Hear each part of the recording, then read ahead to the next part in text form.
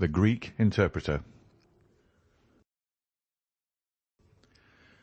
During my long and intimate acquaintance with Mr. Sherlock Holmes, I had never heard him refer to his relations, and hardly ever to his own early life.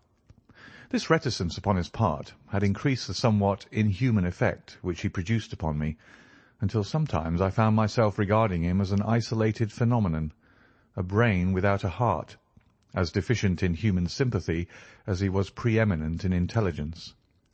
His aversion to women and his disinclination to form new friendships were both typical of his unemotional character, but not more so than his complete suppression of every reference to his own people. I had come to believe that he was an orphan with no relatives living, but one day, to my very great surprise, he began to talk to me about his brother. It was after tea on a summer evening, and the conversation, which had roamed in a desultory, spasmodic fashion from golf clubs to the causes of the change in the obliquity of the ecliptic, came round at last to the question of atavism and hereditary aptitudes. The point under discussion was how far any singular gift in an individual was due to his ancestry, and how far to his own early training.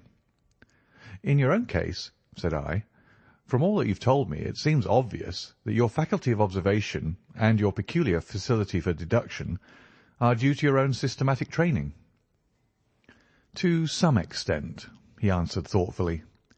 "My ancestors were country squires, who appear to have led much the same life as is natural to their class, but none the less my turn that way is in my veins, and may have come with my grandmother, who was the sister of Vernet, the French artist. Art in the blood is liable to take the strangest forms." "But how do you know that it's hereditary?" "Because my brother Mycroft possesses it in a larger degree than I do." This was news to me indeed. If there were another man with such singular powers in England, how was it that neither police nor public had heard of him? I put the question, with a hint that it was my companion's modesty which made him acknowledge his brother as his superior. Holmes laughed at my suggestion. "My dear Watson," said he, "I cannot agree with those who rank modesty among the virtues. To the logician, all things should be seen exactly as they are, and to underestimate oneself is as much a departure from truth as to exaggerate one's own powers. When I say, therefore, that Mycroft has better powers of observation than I, you may take it that I am speaking the exact and literal truth." "Is he your junior?" "7 years my senior." "How comes it that he's unknown?" "Oh, he's very well known in his own circle." "Where, then?" "Well, in the Diogenes Club, for example." I had never heard of the institution, and my face must have proclaimed as much, for Sherlock Holmes pulled out his watch.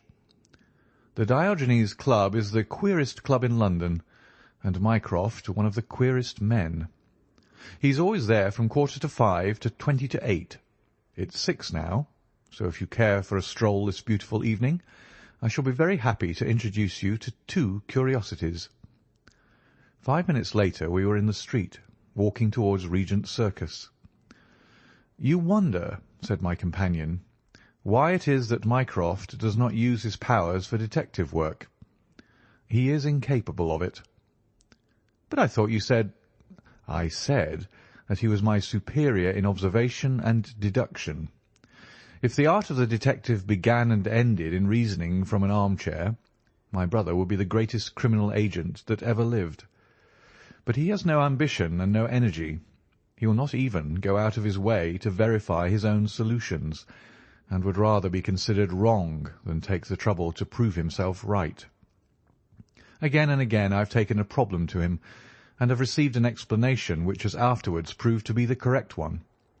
And yet he was absolutely incapable of working out the practical points which must be gone into before a case could be laid before a judge or jury."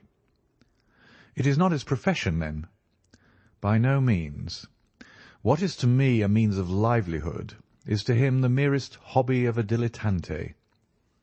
He has an extraordinary faculty for figures, and audits the books in some of the government departments. Mycroft lodges in Pall Mall, and he walks round the corner into Whitehall every morning and back every evening. From year's end to year's end he takes no other exercise, and is seen nowhere else, except only in the Diogenes Club, which is just opposite his rooms. I cannot recall the name. Very likely not. There are many men in London, you know, who, some from shyness, some from misanthropy, have no wish for the company of their fellows, yet they are not averse to comfortable chairs and the latest periodicals. It is for the convenience of these that the Diogenes Club was started, and it now contains the most unsociable and unclubbable men in town. No member is permitted to take the least notice of any other one. Save in the strangers' room, no talking is, under any circumstances, allowed, and 3 offences, if brought to the notice of the committee, render the talker liable to expulsion. My brother was one of the founders, and I have myself found it a very soothing atmosphere. We had reached Pall Mall as we talked, and were walking down it from the St. James's end. Sherlock Holmes stopped at a door some little distance from the Carlton, and, cautioning me not to speak, he led the way into the hall. Through the glass panelling I caught a glimpse of a large and luxurious room, in which a considerable number of men were sitting about and reading papers, each in his own little nook. Holmes showed me into a small chamber which looked out into Pall Mall, and then, leaving me for a minute, he came back with a companion, whom I knew could only be his brother. Mycroft Holmes was a much larger and stouter man than Sherlock. His body was absolutely corpulent, but his face, though massive, had preserved something of the sharpness of expression which was so remarkable in that of his brother. His eyes, which were of a peculiarly light watery grey, seemed to have always retained that far-away introspective look which I had only observed in Sherlock's when he was exerting his full powers.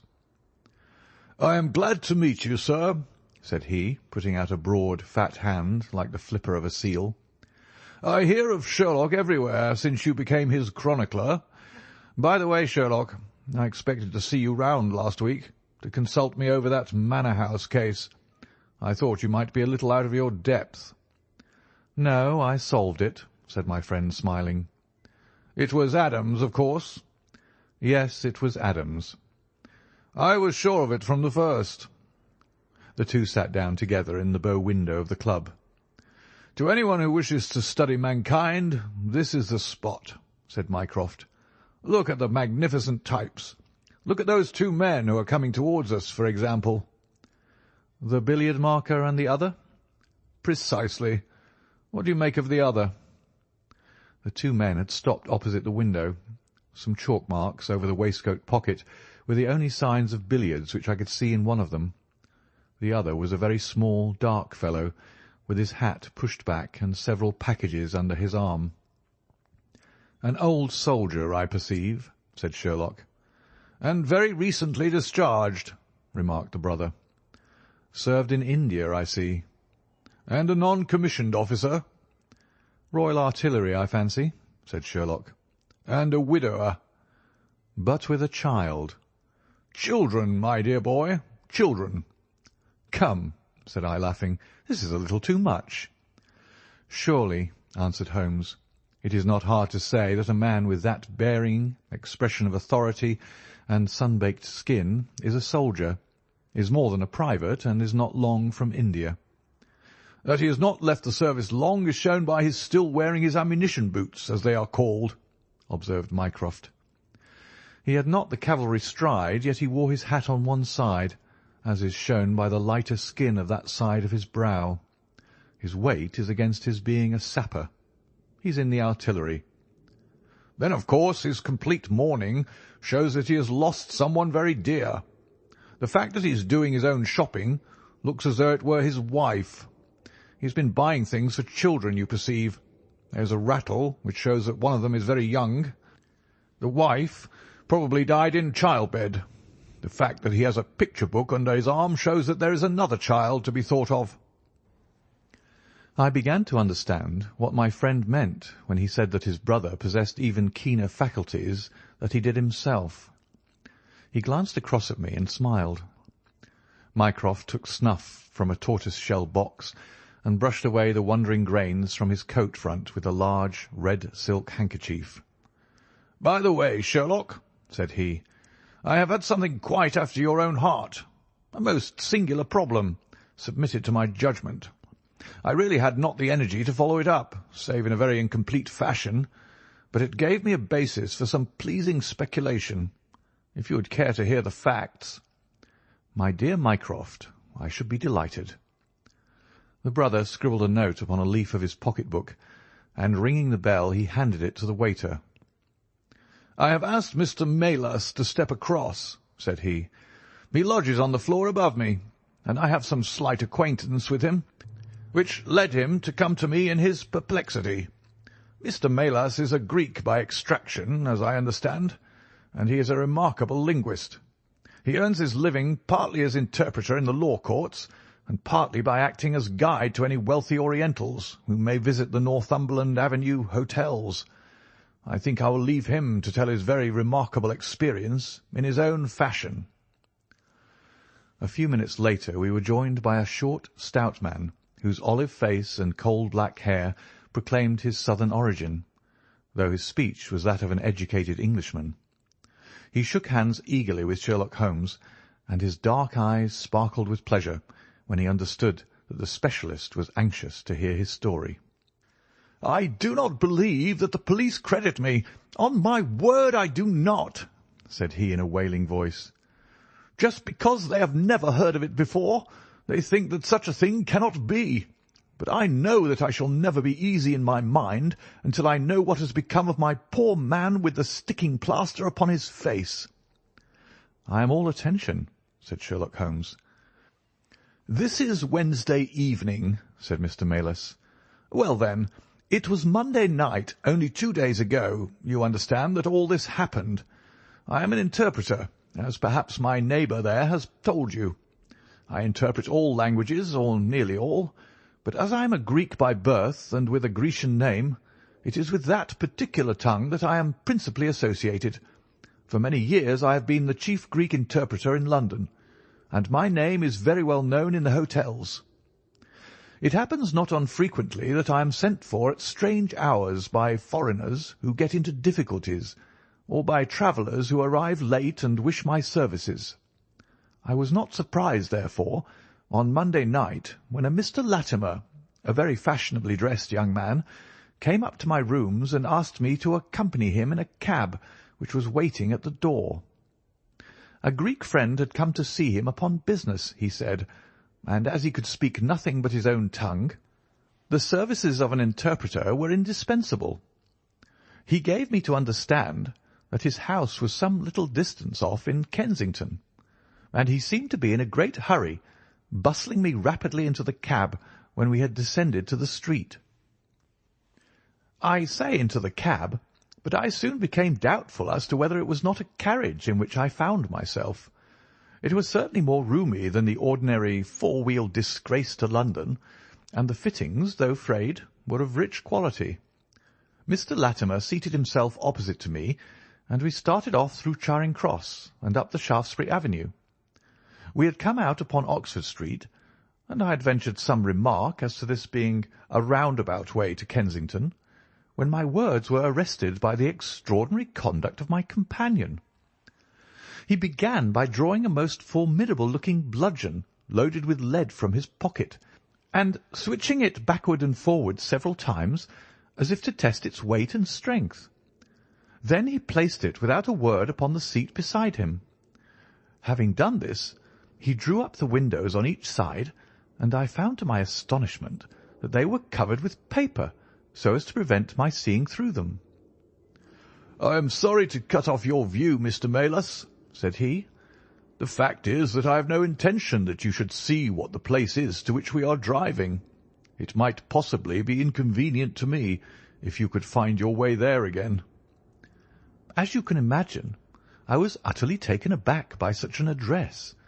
My companion was a powerful, broad-shouldered young fellow, and apart from the weapon, I should not have had the slightest chance in a struggle with him. "This is a very extraordinary conduct, Mr. Latimer," I stammered. "You must be aware that what you are doing is quite illegal." "It is something of a liberty, no doubt," said he, "but we'll make it up to you. I must warn you, however, Mr. Melas, that if at any time to-night you attempt to raise an alarm, or do anything which is against my interests, you will find it a very serious thing. I beg you to remember that no one knows where you are, and that whether you are in this carriage or in my house, you are equally in my power." His words were quiet, but he had a rasping way of saying them which was very menacing. I sat in silence, wondering what on earth could be his reason for kidnapping me in this extraordinary fashion. Whatever it might be, it was perfectly clear that there was no possible use in my resisting, and that I could only wait to see what might befall. For nearly 2 hours we drove without my having the least clue as to where we were going. Sometimes the rattle of the stones told of a paved causeway, and at others our smooth, silent course suggested asphalt. But save by this variation in sound, there was nothing at all which could in the remotest way help me to form a guess as to where we were. The paper over each window was impenetrable to light, and a blue curtain was drawn across the glasswork in front. It was 7:15 when we left Pall Mall, and my watch showed me that it was 10 minutes to 9 when we at last came to a standstill. My companion let down the window, and I caught a glimpse of a low, arched doorway with a lamp burning above it. As I was hurried from the carriage, it swung open, and I found myself inside the house, with a vague impression of a lawn and trees on each side of me as I entered. Whether these were private grounds, however, or bona fide country, was more than I could possibly venture to say. There was a coloured gas lamp inside, which was turned so low that I could see little, save that the hall was of some size and hung with pictures. In the dim light I could make out that the person who had opened the door was a small, mean-looking, middle-aged man with rounded shoulders. As he turned towards us, the glint of the light showed me that he was wearing glasses. "Is this Mr. Melas, Harold?" said he. "Yes." "Well done, well done. No ill will, Mr. Melas, I hope, but we could not get on without you. If you deal fair with us, you'll not regret it, but if you try any tricks, God help you." He spoke in a nervous, jerky fashion, and with little giggling laughs in between, but somehow he impressed me with fear more than the other. "What do you want with me?" I asked. "Only to ask a few questions of a Greek gentleman who is visiting us, and to let us have the answers. But say no more than you are told to say, or—" Here came the nervous giggle again. "You had better never have been born." As he spoke, he opened a door and showed the way into a room which appeared to be very richly furnished, but again the only light was afforded by a single lamp half turned down. The chamber was certainly large, and the way in which my feet sank into the carpet as I stepped across it told me of its richness. I caught glimpses of velvet chairs, a high white marble mantelpiece, and what seemed to be a suit of Japanese armour at one side of it. There was a chair just under the lamp, and the elderly man motioned that I should sit in it. The younger had left us, but he suddenly returned through another door, leading with him a gentleman clad in some sort of loose dressing-gown, who moved slowly towards us. As he came into the circle of dim light, which enables me to see him more clearly, I was thrilled with horror at his appearance. He was deadly pale and terribly emaciated, with the protruding brilliant eyes of a man whose spirit was greater than his strength. But what shocked me more than any signs of physical weakness was that his face was grotesquely criss-crossed with sticking plaster, and that one large pad of it was fastened over his mouth. "Have you the slate, Harold?" cried the older man, as this strange being fell rather than sat down into a chair. "Are his hands loose? Now then, give him the pencil. You are to ask the questions, Mr. Melas, and he will write the answers. Ask him first of all whether he is prepared to sign the papers." The man's eyes flashed fire. "Never," he wrote in Greek upon the slate. "On no condition?" I asked at the bidding of our tyrant. "Only if I see her married in my presence by a Greek priest whom I know." The man giggled in his venomous way. "You know what awaits you, then?" "I care nothing for myself." These are samples of the questions and answers which made up our strange, half-spoken, half-written conversation. Again and again I had to ask him whether he would give in and sign the documents. Again and again I had the same indignant reply. But soon a happy thought came to me. I took to adding on little sentences of my own to each question, innocent ones at first, to test whether either of our companions knew anything of the matter. And then, as I found that they showed no signs, I played a more dangerous game. Our conversation ran something like this. "You can do no good by this obstinacy. Who are you?" "I care not. I am a stranger in London." "Your fate will be upon your own head. How long have you been here?" "Let it be so. 3 weeks." "The property can never be yours. What ails you?" "It shall not go to villains. They are starving me." "You shall go free if you sign. What house is this?" "I will never sign. I do not know." "You are not doing her any service. What is your name?" "Let me hear her say so." "Cratides." "You shall see her if you sign. Where are you from?" "Then I shall never see her." "Athens." Another 5 minutes, Mr. Holmes, and I should have wormed out the whole story under their very noses. My very next question might have cleared the matter up, but at that instant the door opened and a woman stepped into the room. I could not see her clearly enough to know more than that she was tall and graceful, with black hair and clad in some sort of loose white gown. "Harold," said she, speaking English with a broken accent, "I could not stay away longer. It is so lonely up there with only, oh my God, it is Paul." These last words were in Greek, and at the same instant the man with a convulsive effort tore the plaster from his lips and screaming out, "Sophie, Sophie!" rushed into the woman's arms. Their embrace was but for an instant, however, for the younger man seized the woman and pushed her out of the room, while the elder easily overpowered his emaciated victim and dragged him away through the other door. For a moment I was left alone in the room, and I sprang to my feet with some vague idea that I might in some way get a clue to what this house was in which I found myself. Fortunately, however, I took no steps, for looking up I saw that the older man was standing in the doorway with his eyes fixed upon me. "That will do, Mr. Melas," said he.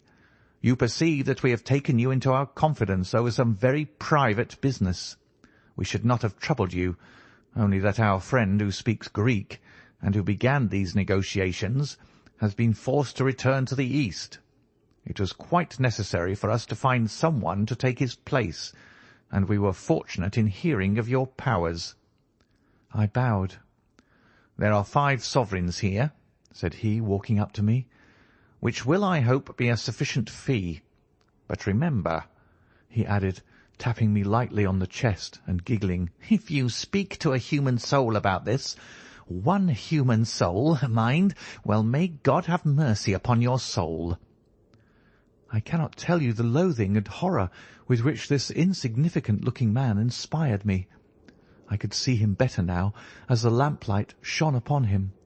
His features were peaky and sallow, and his little pointed beard was thready and ill-nourished. He pushed his face forward as he spoke, and his lips and eyelids were continually twitching like a man with St. Vitus's dance. I could not help thinking that his strange, catchy little laugh was also a symptom of some nervous malady. The terror of his face lay in his eyes, however, steel-grey and glistening coldly with a malignant, inexorable cruelty in their depths. "We shall know if you speak of this," said he. "We have our own means of information. Now you'll find the carriage waiting, and my friend will see you on your way." I was hurried through the hall and into the vehicle, again obtaining that momentary glimpse of trees and a garden.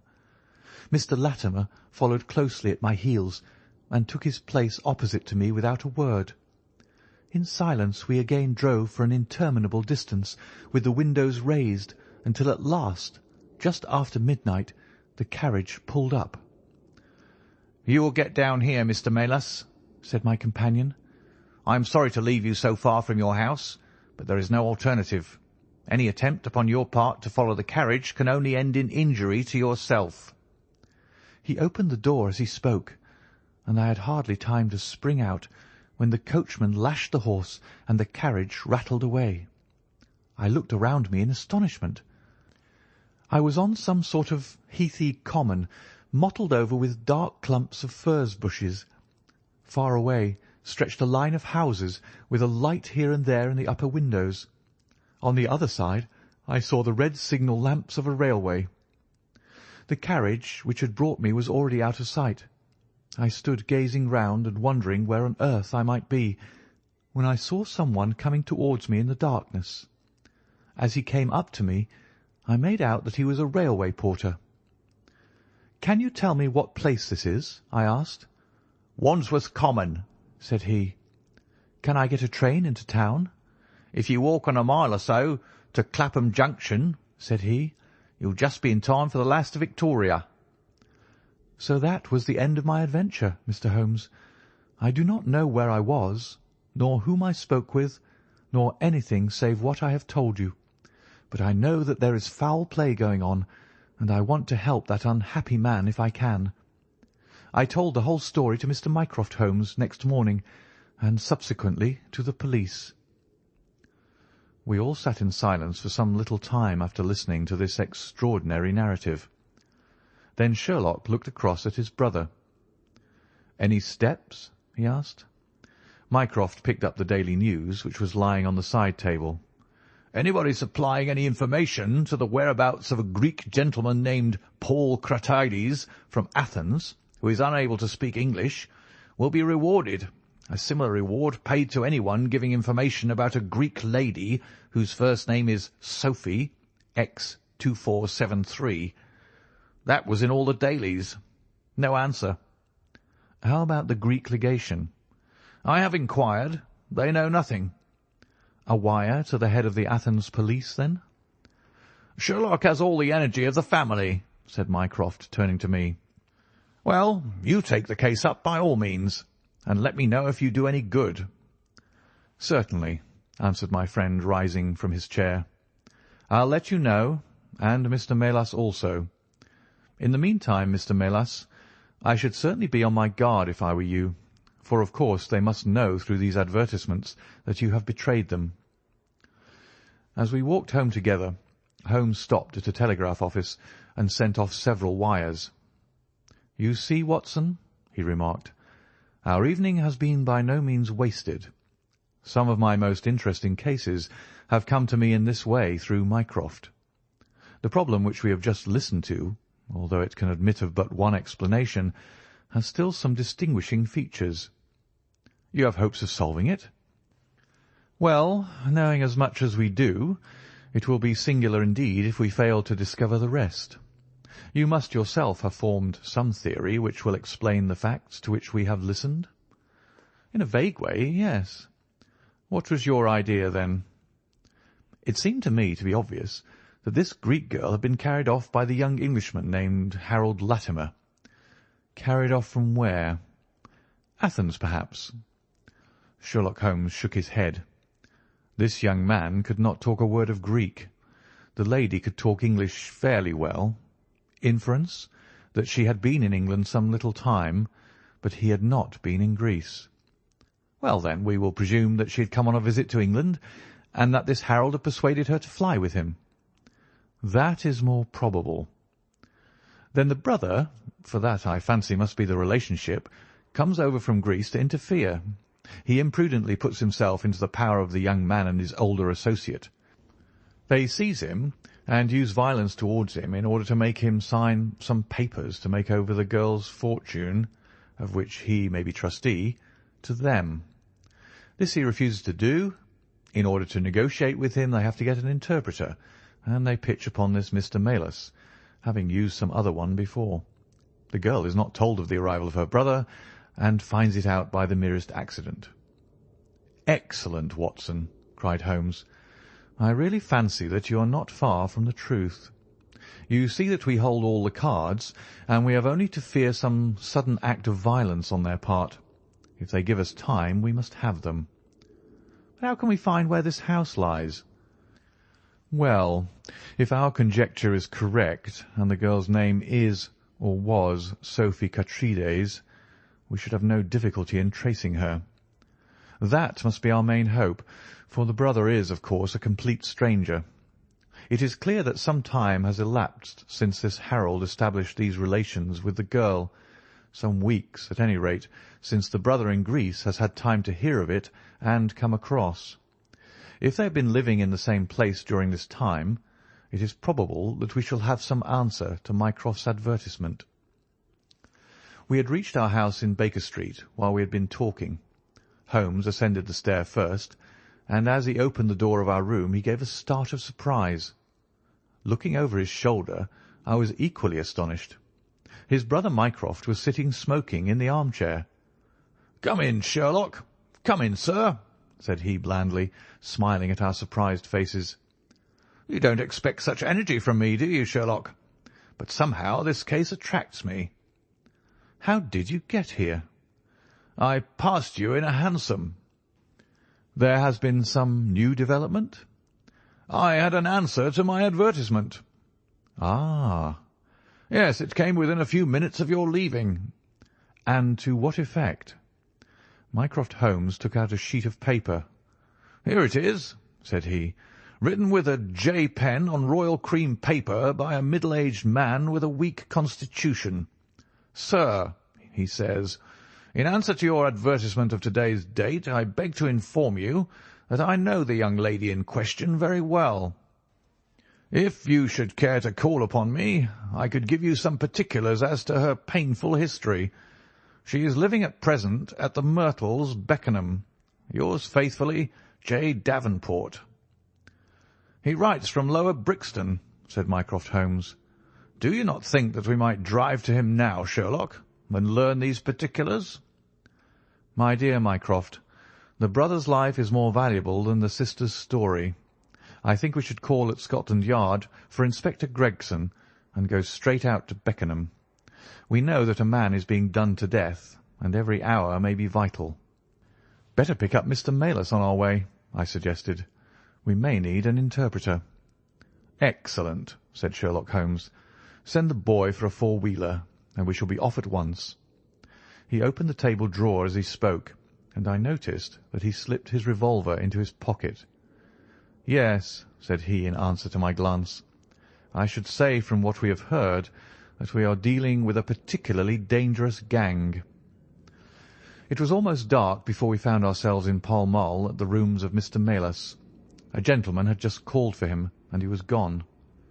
"Can you tell me where?" asked Mycroft Holmes. "I don't know, sir," answered the woman who had opened the door. "I only know that he drove away with a gentleman in a carriage." "Did the gentleman give a name?" "No, sir." "He wasn't a tall, handsome, dark young man?" "Oh, no, sir. He was a little gentleman with glasses, thin in the face, but very pleasant in his ways, for he was laughing all the time that he was talking." "Come along," cried Sherlock Holmes abruptly. "This grows serious," he observed as we drove to Scotland Yard. "These men have got hold of Maylis again. He is a man of no physical courage, as they are well aware from their experience the other night. This villain was able to terrorise him the instant that he got into his presence. No doubt they want his professional services, but having used him, they may be inclined to punish him for what they will regard as his treachery." Our hope was that by taking the train we might get to Beckenham as soon or sooner than the carriage. On reaching Scotland Yard, however, it was more than an hour before we could get Inspector Gregson and comply with the legal formalities which would enable us to enter the house. It was 9:45 before we reached London Bridge, and past before the four of us alighted on the Beckenham platform. A drive of half a mile brought us to the Myrtles. a large, dark house standing back from the road in its own grounds. Here we dismissed our cab and made our way up the drive together. "The windows are all dark," remarked the inspector. "The house seems deserted." "Our birds are flown and the nest empty," said Holmes. "Why do you say so?" "A carriage heavily loaded with luggage has passed out during the last hour." The inspector laughed. "I saw the wheel tracks in the light of the gate lamp. But where does the luggage come in?" "You may have observed the same wheel tracks going the other way, but the outward bound ones were very much deeper, so much so that we can say for a certainty that there was a very considerable weight on the carriage." "You get a trifle beyond me there," said the inspector, shrugging his shoulder. "It will not be an easy door to force, but we will try if we cannot make someone hear us." He hammered loudly at the knocker and pulled at the bell, but without any success. Holmes had slipped away, but he came back in a few minutes. "I have a window open," said he. "It is a mercy that you're on the side of the force and not against it, Mr. Holmes," remarked the inspector, as he noted the clever way in which my friend had forced back the catch. "Well, I think that under the circumstances we may enter without an invitation." One after the other we made our way into a large apartment, which was evidently that in which Mr. Maylis had found himself. The inspector had lit his lantern, and by its light we could see the two doors, the curtain, the lamp, and the suit of Japanese mail, as he had described them. On the table lay 2 glasses, an empty brandy bottle, and the remains of a meal. "What is that?" asked Holmes suddenly. We all stood still and listened. A low moaning sound was coming from somewhere over our heads. Holmes rushed to the door and out into the hall. The dismal noise came from upstairs. He dashed up, the inspector and I at his heels, while his brother Mycroft followed as quickly as his great bulk would permit. 3 doors faced up upon the second floor, and it was from the central of these that the sinister sounds were issuing, sinking sometimes into a dull mumble, and rising again into a shrill whine. It was locked, but the key had been left on the outside. Holmes flung open the door and rushed in, but he was out again in an instant with his hand to his throat. "It's charcoal," he cried. "Give it time. It'll clear." Peering in, we could see that the only light in the room came from a dull blue flame which flickered from a small brass tripod in the centre. It threw a livid, unnatural circle upon the floor, while in the shadows beyond we saw the vague loom of 2 figures which crouched against the wall. From the open door there reeked a horrible poisonous exhalation which set us gasping and coughing. Holmes rushed to the top of the stairs to draw in the fresh air, and then, dashing into the room, he threw up the window and hurled the brazen tripod out into the garden.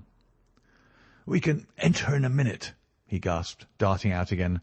"Where is a candle? I doubt if we could strike a match in that atmosphere. Hold the light at the door, and we shall get them out, Mycroft. Now!" With a rush we got to the poisoned men and dragged them out into the well-lit hall. Both of them were blue-lipped and insensible, with swollen, congested faces and protruding eyes.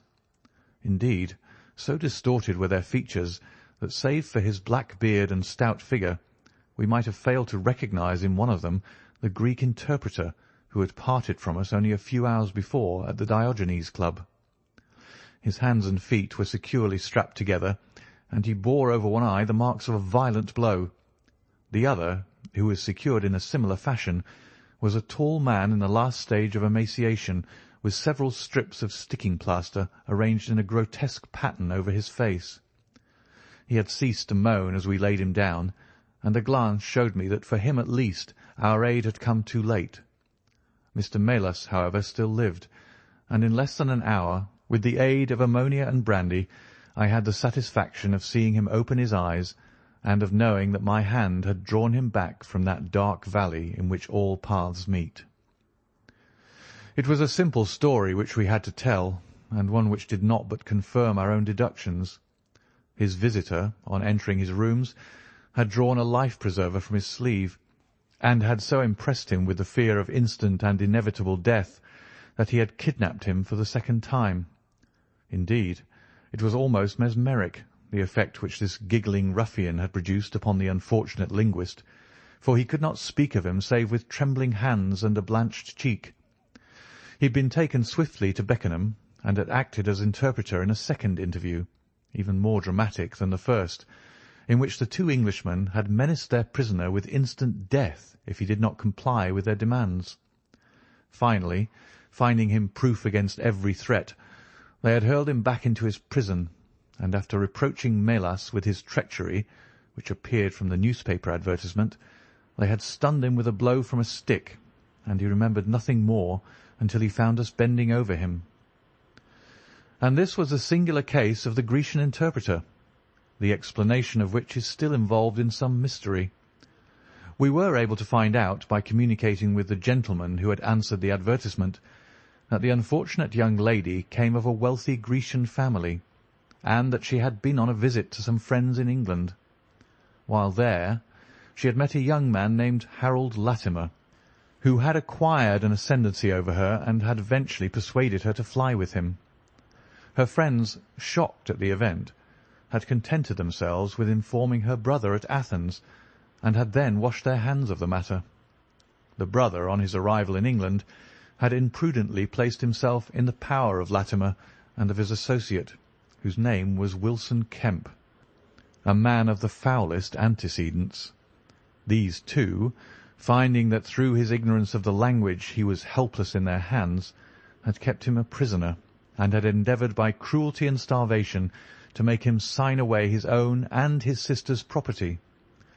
They had kept him in the house without the girl's knowledge, and the plaster over the face had been for the purpose of making recognition difficult in case she should ever catch a glimpse of him. Her feminine perception, however, had instantly seen through the disguise when, on the occasion of the interpreter's visit, she had seen him for the first time. The poor girl, however, was herself a prisoner, for there was no one about the house except the man who acted as coachman and his wife, both of whom were tools of the conspirators. Finding that their secret was out, and that their prisoner was not to be coerced, the two villains, with the girl, had fled away at a few hours' notice from the furnished house which they had hired, having first, as they thought, taken vengeance upon both the man who had defied and the one who had betrayed them. Months afterwards, a curious newspaper cutting reached us from Budapest. It told how two Englishmen, who had been travelling with a woman, had met with a tragic end. They had each been stabbed, it seems, and the Hungarian police were of opinion that they had quarrelled and had inflicted mortal injuries upon each other. Holmes, however, is, I fancy, of a different way of thinking, and holds to this day that if one could find the Grecian girl, one might learn how the wrongs of herself and her brother came to be avenged.